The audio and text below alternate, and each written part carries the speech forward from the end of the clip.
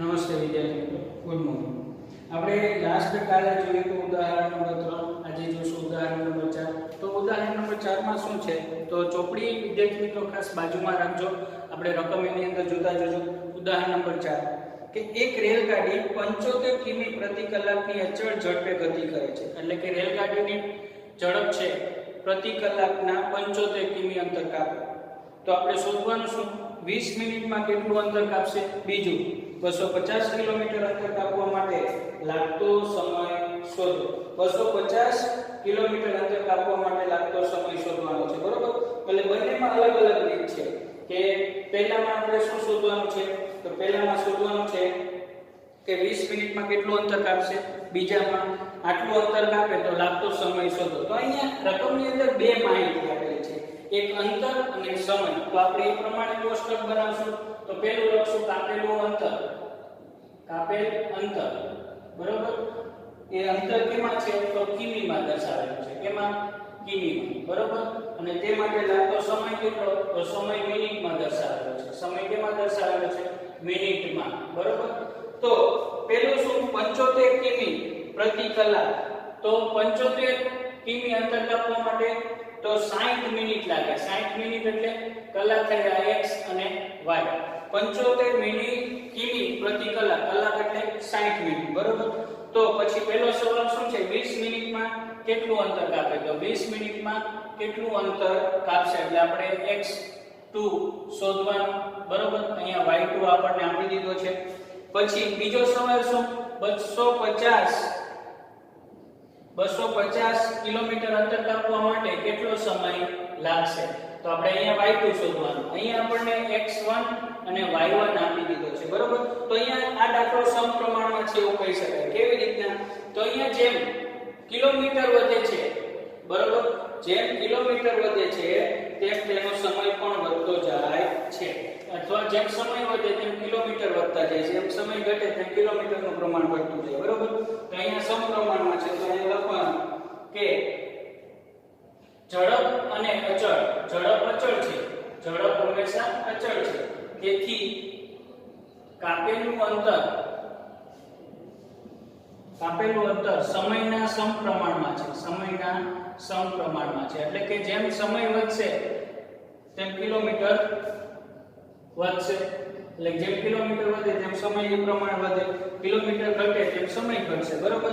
એટલે અહીંયા સમપ્રમાણમાં છે એટલે x1 ના છેદમાં y1 બરાબર x2 ના છેદમાં y2, બરોબર? તો અહીંયા x1 અને y2 શોધવાનો છે. તો x1 y1 અને x2 y2 ને સંબંધ લાગશે. એટલે x1 કેટલું છે? 75, y1 કેટલો છે? 60 બરાબર x2 શોધવાનો, y2 કેટલો? 20, બરોબર? તો x2 શોધવાનો, x2 ને કરતા કરીએ એટલે 75 ગુણ્યા 20 છેદમાં 60, બરોબર? તો 20 તારી 60 અને 25 તારી 75. એટલે x2 ની કિંમત શું આવી? 25, બરોબર? એટલે શું થાય? તો રેલગાડી 20 મિનિટમાં 25 કિમી નું અંતર કાપશે, બરોબર? આ 20 મિનિટમાં 25 કિમી નું અંતર કાપશે. પછી બીજો સંબંધ શું? તો x1 y1 બરાબર x3 y3, બરોબર? y3. તો આપણે અહીંયા શોધવાનું શું? y3. x1 કેટલો? તો કે 75, y1 કેટલો? તો કે 60, બરોબર? x3 તો 250 અને y3 આપણે શોધવાનું. તો y3 ને કરતા કરીએ, બરોબર? તો 75 y3 ને કરતા કરીએ તો 250 ગુણ્યા 60 છેદમાં 75, બરોબર? તો 25 તાલી 75 અને 25 દાન 250, 25 કેન્સલ, 20 તાલી 60, બરોબર? એટલે 3 કેન્સલ. એટલે y3 બરાબર 200 મિનિટ. શું થશે? 200 મિનિટ. તો અહીંયા લખવાનું કે રેલગાડીને કેટલા? 250 કિમી અંતર કાપવા માટે 200 મિનિટ સમય લાગશે, બરોબર? ફરીથી સમજીએ. અહીંયા હતું કે એક રેલગાડી 75 કિમી પ્રતિ કલાકની ઝડપે દોડે છે, બરોબર? તો એમાં બે સવાલ પૂછ્યા હતા કે 20 મિનિટમાં કેટલું અંતર કાપશે અને 250 કિલોમીટર અંતર કાપવા માટે કેટલું કેટલો સમય લાગશે, બરોબર? તો તમે જોઈ શકો કે અહીંયા બે માહિતી આપેલી છે, એક અંતર અને સમય. તો કાપેલું અંતર કિમીમાં છે અને સમય મિનિટમાં છે. તો કાપેલું અંતર 75 કિમી અંતર કાપવા માટે 1 કલાક લાગે એટલે 60 મિનિટ, બરોબર? તો 60 મિનિટ ક્યાંથી આવ્યું? તો 75 મિનિટ પ્રતિ કિમી પ્રતિ કલાક લખ્યું છે. કલાક એટલે 60 મિનિટ. અને બીજું x2 કયું? તો x2 કાપેલું અંતર શોધવાનું, કેમ કે 20 મિનિટમાં કેટલું અંતર કાપે અને 250 કિમીમાં કેટલો સમય લાગશે, એટલે આપણે x2 અને y3 શોધવાનું છે. તો અચળ ઝડપ છે, તેથી કાપેલું અંતર સમયના સમપ્રમાણમાં છે. અંતર સમયના સમપ્રમાણમાં છે. એટલે સમપ્રમાણનો દાખલો છે. જેમ સમય વધે તેમ કિલોમીટર વધે છે અને જેમ સમય ઘટે તેમ કિલોમીટર પણ ઘટે છે. x1 y1 અને x2 y2 ના સંબંધમાં છે. માટે 75/60 x2 ના છેદમાં 20. x2 ને કરતા કરીએ એટલે 20 ડાબી બાજુ ગુણાકારમાં જશે એટલે x2 75 × 20 છેદમાં 60, બરોબર? 20 તાલી 60 અને 25 તાલી 75 એટલે 25 જવાબ આવ્યો. એટલે કે રેલગાડીને 20 મિનિટમાં 25 કિમી નું અંતર કાપશે, બરોબર? તે જ રીતે હવે y3 શોધવાનો એટલે x1 ના છેદમાં y1 અને x3 ના છેદમાં y3. x1 75 y1 60 x3 250 y3 શોધવાનો. તો y3 ને કરતા 250 × 60 છેદમાં 75. 25 તાલી 75 25 તાલ 250 ને 20 તાલી 60. 25 કેન્સલ, 3 કેન્સલ, 10 ને 20 એટલે 200, બરોબર? તો રેલગાડીને 250 કિમી અંતર કાપવા માટે 20 મિનિટનો સમય લાગે. તો 20 મિનિટને આપણે કલાકમાં ફેરવીએ તો 3 કલાકને 20 મિનિટ જેટલો સમય લાગશે. કેટલો લાગશે? 3 કલાક 20 મિનિટ જેટલો સમય લાગશે. હવે ઉદાહરણ નંબર 5 જોશું. નકશામાં પ્રદર્શિત પ્રમાણમાં 1/3 કરોડ છે. નકશામાં બે શહેર વચ્ચેનું અંતર 4 સેમી હોય તો વાસ્તવિક અંતર શોધો, બરોબર? તો અહીંયા નકશામાં આપણને શું કીધું છે? જો નકશામાં એવું કીધું છે કે પ્રમાણમાં 1 સેમી બરાબર 300 કિમી. 300 કિમી એટલે કેટલું થાય? તો 3 કરોડ સેમી થાય. કેટલું થાય? 3 કરોડ સેમી, બરોબર? નકશામાં પ્રદર્શિત પ્રમાણમાં 1/3 કરોડ છે. તો નકશામાં બે શહેર વચ્ચેનું અંતર 4 સેમી હોય તો વાસ્તવિક અંતર શોધો. એટલે કે નકશામાં હંમેશા સેમીમાં માપ આપેલું હોય, બરોબર? પણ એનું રિયાલિટી કેટલા કિલોમીટરની છે તે હવે દાખલા તરીકે નવસારી ને સુરત છે. તો નવસારી અને સુરતમાં તમે નકશામાં માપો ફૂટપટ્ટીથી તો 1 સેમી જેટલું જ અંતર થાય, પણ રિયલમાં એનું કેટલું અંતર છે? 35 થી 40 કિલોમીટર જેટલું અંતર થાય છે, બરોબર? એટલે એ પ્રમાણે તેની ગણતરી કરવામાં આવે છે. તો અહીંયા આપણને બે વસ્તુના માપ આપેલા છે. કયા કયા? તો કે એક તો નકશા પરનું અંતર 1 સેમી, બરોબર? અને બીજું છે વાસ્તવિક અંતર y સેમી, બરોબર? માટે નકશા પર જો 1 હોય તો વાસ્તવિક 3 કરોડ એટલે 7 મીંડા અને એને આપણે લખીએ x1 y1, બરોબર?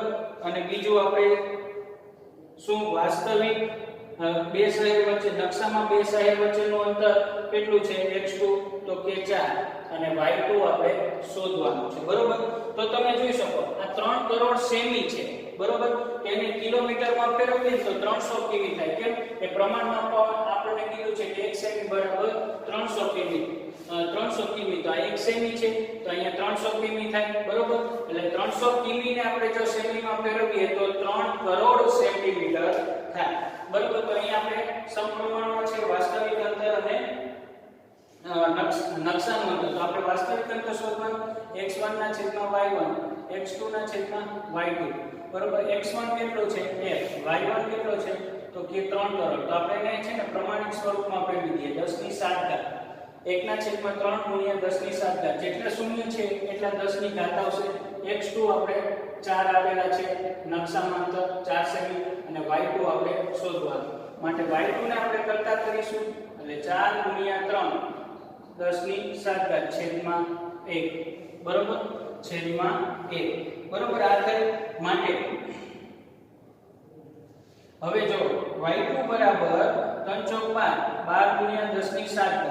12 × 10⁵ આ સેમી છે, બરોબર? હવે એને આપણે કિલોમીટરમાં ફેરવીએ તો y2 બરાબર 10⁵ એટલે કે 1 સેમી બરાબર વાસ્તવિક અંતર કેટલું થાય? તો અહીંયા 1200 કિમી થશે. કેમ 1200 કિમી? તો અહીંયા તમે જોઈ શકો કે 1 સેન્ટીમીટર બરાબર 300 કિમી. બરોબર? તો પ્રમાણમાં અહીંયા આપણને નકશામાં આપેલું છે કે નકશામાં 1 સેન્ટીમીટર બરાબર 300 કિમી છે. એટલે નકશા પરનું અંતર x છે. તો x 1 સેન્ટીમીટર હોય તો વાસ્તવિક એનું અંતર 3 કરોડ સેન્ટીમીટર થાય. 3 કરોડ સેન્ટીમીટર. તો 3 કરોડ સેન્ટીમીટર ને 300 કિમી તરીકે લખી શકાય. x2 બરાબર 4 અને y2 બરાબર શોધવાનું છે વાસ્તવિક અંતર. બરાબર? 4 સેમી હોય તો કેટલું થાય? તો 12 × 10⁷ સેન્ટીમીટર. એને કિલોમીટરમાં ફેરવીએ તો 1200 કિલોમીટર થશે. એટલે x1 ના છેદમાં y1 x2 ના છેદમાં y2 માટે 1 ના છેદમાં 3 × 10⁷ 4 ના છેદમાં y2.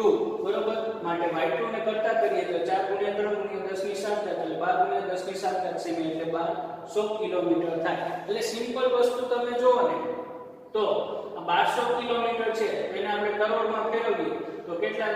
તો 1 2 3 આ 3 6 ને 7. બરોબર? એટલે કે 1200 લાખ સેન્ટીમીટર થાય.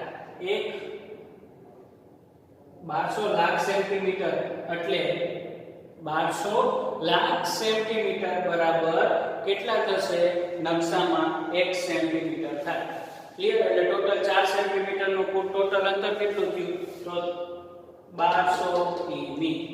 અને અહીંયા તમને પ્રમાણમાં આપી દીધું છે કે 1 સેન્ટીમીટર બરાબર 300 કિમી લેવાનું. એટલે અહીંયા 4 સેમી બરાબર 1200 કિમી ઈઝીલી ખબર પડી જાય. 4 સેન્ટીમીટર 4 × 12 કિલોમીટર થશે. એકદમ ઈઝીલી દાખલો છે. ખ્યાલ આવ્યો? વિદ્યાર્થી મિત્રો, હવે જોશું આપણે સ્વાધ્યાય 13.1 માં પહેલો દાખલો કે એક રેલવે સ્ટેશન પર કાર પાર્કિંગનો દર નીચે પ્રમાણે છે. એટલે કે રેલવે સ્ટેશનમાં છે ને આપણે કાર પાર્કિંગનો દર આપેલો છે કે 4 કલાકના 60 રૂપિયા, 8 કલાકના 100 રૂપિયા, 12 કલાકના 140 રૂપિયા અને 24 કલાકના 180 રૂપિયા. બરોબર? ઉપરોક્ત પાર્કિંગનો દર તેમને અનુરૂપ સમય સાથે સમપ્રમાણમાં છે કે નહીં તે ચકાસો. એટલે કે 4 કલાકના 60 રૂપિયા હોય તો 8 કલાકના 100 રૂપિયા જ થાય. એ આપણે જોવાનું છે. 12 કલાકના 140 રૂપિયા થશે. 24 કલાકના 180 રૂપિયા થશે. એટલે કે આ સમપ્રમાણમાં છે કે નહીં. એટલે કે બધાનો ગુણોત્તર સરખો આવવો જોઈએ. બરોબર? એટલે કે એક્ઝામ્પલ તરીકે તમે જોઈએ તો અહીંયા પાર્કિંગનો સમય છે. એક્ઝામ્પલ તરીકે જોઈએ તો પાર્કિંગનો સમય તમે જુઓ કેટલો છે? તો 4 કલાકમાં 60 રૂપિયા લે છે. બરોબર? તો એનો ગુણોત્તર કેટલો આવે તે આપણે ગણતરી કરીશું. બરોબર? એક્ઝામ્પલ તરીકે પાર્કિંગનો સમય છે 4 કલાક. બરોબર? તો 4 કલાકના 60 રૂપિયા. તો પાર્કિંગનો દર અનુરૂપ સમય 4 તો કેટલો થાય? તો 15 ચોક 60 છેદમાં 4 × 4. તો બંનેનો ગુણોત્તર કેટલો આવ્યો? 15 ના છેદમાં ગુણોત્તર કેટલો આવ્યો? 15 ના છેદમાં 1. પછી 8 કલાક. બરોબર? તો 8 કલાકના કેટલા રૂપિયા? 100. તો એ બંનેનો ગુણોત્તરનો કેટલો આવે છે? તો 100 રૂપિયાના 8 કલાક. બરોબર? તો 25 ચોક 100. બરોબર? અને 2 ચોક 8 4 4 કેન્સલ એટલે 25 ના છેદમાં 2. એટલે જ્યાં સુધી ભાગ ચાલે ત્યાં સુધી ચલાવવાનું. બરોબર? પછી 12 કલાકના કેટલા રૂપિયા છે? તો 12 કલાકના 140 રૂપિયા. બરોબર? 12 કલાકના 140 રૂપિયા. 140 ભાગ્યા 12. બરોબર? તો આપણે એનો ભાગ ચલાવવાનો તો સિમ્પલ વસ્તુ છે કે 35. બરોબર? 35 ચોક 140 ને 3 ચોક 12. તો 4 4 કેન્સલ 35 ના છેદમાં 3. તો ગુણોત્તર તમે જોઈ શકો અહીંયા કેટલો આવ્યો? 35 ના છેદમાં 3. છેલ્લો ગુણોત્તર કયો છે? તો કે 24 કલાક. તો 24 કલાકનો ભાવ કેટલો છે? તો કે 180. તો 180 છે. 180 ભાગ્યા 24. બરોબર? તો તમે અહીંયા કેટલો જવાબ આવી શકે? તો 12 દુ 24. 24 ના ઉના પડીએ 12 દુ 24. બરોબર? હવે 180 ના એવા ભાગ પાડો કે તો તમારો જવાબ કેટલો આવે? 180. તો આપણે લખીએ કે 12 × 15 કરીએ. 12 × 15. બરોબર? તો 180 થાય. બરોબર? કેમ કે 15 છંગ લેવો બીજા 15 છેદ 2 એટલે 12 કેન્સલ એટલે 15/2. તો તમે જોઈ શકો બધાનો ગુણોત્તર સરખો આવતો નથી, એટલે કે 15/1 બરાબર 25/2 બરાબર 35/3 બરાબર 15/2. બધાનો ગુણોત્તર સરખો નથી. જો બધાનો ગુણોત્તર સરખો હોય તો એ સમપ્રમાણમાં કહેવાય. એટલે કે અહીંયા તમે લખી શકો કે જુદા જુદા સમય માટે તેને અનુરૂપ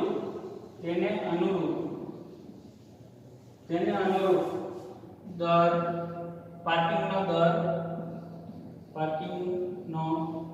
દર નથી. તેથી તે સમપ્રમાણમાં નથી. સમપ્રમાણમાં ક્યારે કહેવાય? બધાનો ગુણોત્તર સરખો આવત તો. હવે 4 કલાકના 60 હોય તો 8 કલાકના 120, 12 કલાકના કેટલા થાય? તો 120 માં 50 60 એટલે 180. એવી રીતના બધાનો દર સરખો આવવો જોઈએ. એટલે પાર્કિંગનો સમય 4 કલાક હોય તો એના 60 રૂપિયા, તો 8 કલાકના કેટલા? એટલે કે બધાનો ગુણોત્તર કરીએ તો ગુણોત્તર જો સરખો આવ્યો હોત ને તો આ સમપ્રમાણમાં છે એવું કહેવાય. ગુણોત્તર સરખો નથી એટલે આ સમપ્રમાણમાં નથી. એટલે કે 4 કલાકના 60 રૂપિયા બરોબર, 4 કલાકના 60 રૂપિયા, 8 કલાકના 100 રૂપિયા, 12 કલાકના 140 રૂપિયા, 24 કલાકના 180 રૂપિયા. તો 4 કલાકના 60 તો એનો ગુણોત્તર આવ્યો 15/1, 8 કલાકના 100 રૂપિયા તો એનો ગુણોત્તર આવ્યો 25/2, અને 12 કલાકના 140 રૂપિયા તો 35/3, અને 180 રૂપિયા છે 24 કલાકના 180 રૂપિયા તો 15/2 એનો ગુણોત્તર આવે. તો બધાનો ગુણોત્તર અલગ અલગ છે. એટલે કે જુદા જુદા સમય માટે પાર્કિંગનો દર જુદો જુદો હોય છે. પાર્કિંગનો દર નથી, અનુરૂપ પાર્કિંગનો દર નથી, સમય પ્રમાણે પાર્કિંગનો દર નથી, તેથી તે સમપ્રમાણમાં નથી. એટલે કે ના, પાર્કિંગના દરને તેના અનુરૂપ સમય સાથે સમપ્રમાણમાં નથી. આપણે એવું પણ લખી શકીએ કે ના આમ પાર્કિંગ નો દર તેના અનુરૂપ સમયના સમપ્રમાણમાં નથી એવું કહી શકાય. બરાબર, જો સમપ્રમાણમાં હોત ને તો બધાનો ગુણોત્તર સરખો આવત, તો પાર્કિંગનો દર સમય પ્રમાણે સમપ્રમાણમાં છે એવું કહી શકાય.